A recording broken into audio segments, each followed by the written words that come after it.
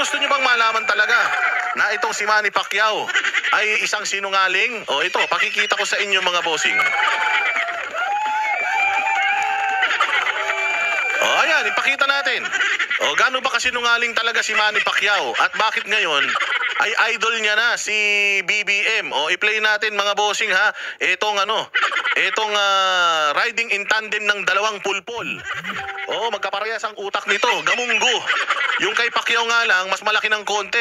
Kaya lang sa sobrang dami na siguro suntok sa ulo, nagkaroon na ng amnesia. Nakalimutan niya na yung mga pinagsasasabi niya kay Bongbong noong 2022. Ngayon kasi magkakakampi na sila. Kaya ganitong klase ng mga politiko ang mga nasa Pilipinas, walang mga prinsipyo, walang mga betlog, walang mga bayag, mga hayop. Talaga kung dapat ituring ang mga ito. O, pakinggan nyo itong kasinungalingan ng mga kangkong na to. Si Manny Pacquiao ng taga Mindanao. Si Manny Pacquiao ng Bukidnon. O, di ba? Si Manny Pacquiao na taga Bukidnon. O, anong masasabi ni Manny Pacquiao na taga Bukidnon? Ang mga Marcos, bilyon-bilyon, trilyon-trilyon ang korupsyon.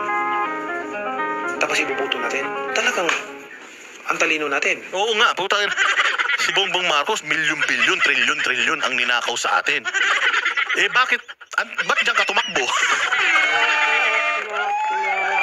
Tarantado ka rin pala eh. Eh bakit diyan ka tumatakbo ngayon kay Bongbong Marcos? Kung ganyan naman pala yung sa pantaha, yan naman palang iyong paniniwala. Abay, sinasabi mo pa na bobo na lang ang maniniwala kay Bongbong at boboto. Putang ina, ikaw hindi ka na nga bumoto kay Bongbong, kumampi ka pa. Hinayupak ka. O sige, diretso. Di ba? Ang talino talaga natin. Alam mo ba katalino ng mga taong bayan? Naniniwala ba kayo na sagot sa korupsyon si Marcos? Ayon sa Supreme Court, bakit hindi tayo maniniwala? Wala na tayong gobyerno kung hindi tayo maniniwala sa desisyon ng Yun Supreme Court. naman pala eh. Wala na tayong gobyerno pag di na tayo naniwala sa desisyon. Ang ina to si Buano. Oy, Manny Pacquiao. Tangina ka, Manny Pacquiao, kung ano-ano pinagsasasabi mo rito. Oo, panindigan mo naman to, walang hiya ka talaga, oh.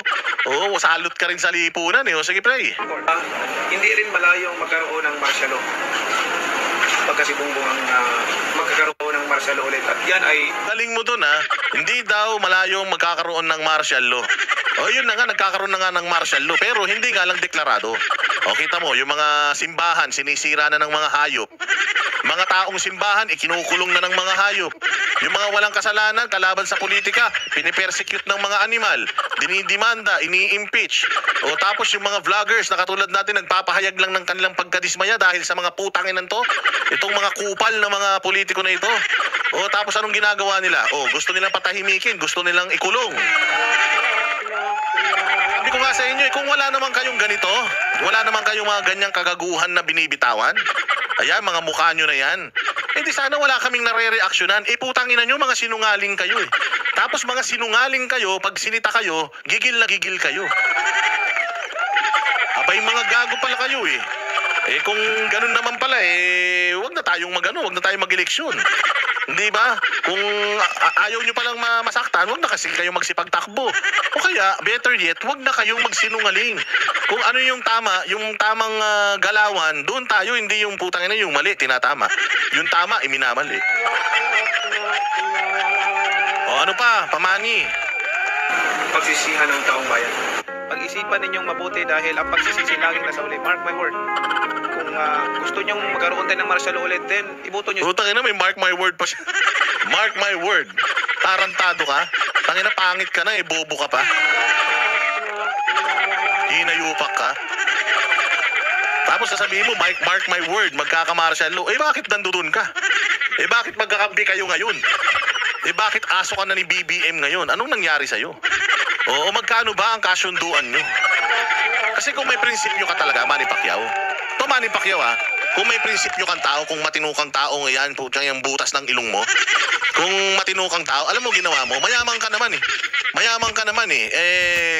Sana ginawa mo, nag-independent ka na lang. Nung ang independent ka, tumatakbo kang tumatakbo kang presidente doon sa, di ba, hinatin yung dalawa yung PDP. O nung tumatakbo ka nga noong 2022, nag-number 3 ka pa. Ibig sabihin, Pacquiao, gusto ka naman talaga ng mga tao. Hindi mo naman kailangan dumikit dyan eh. Yan, dyan, no, sa ilong mo, hindi. Hindi mo naman kailangan dumikit dyan kay BBM para lang manalo ka eh. Kasi naman, gusto ka naman ng taong bayan dahil ang puso mo pangmasa naman talaga eh.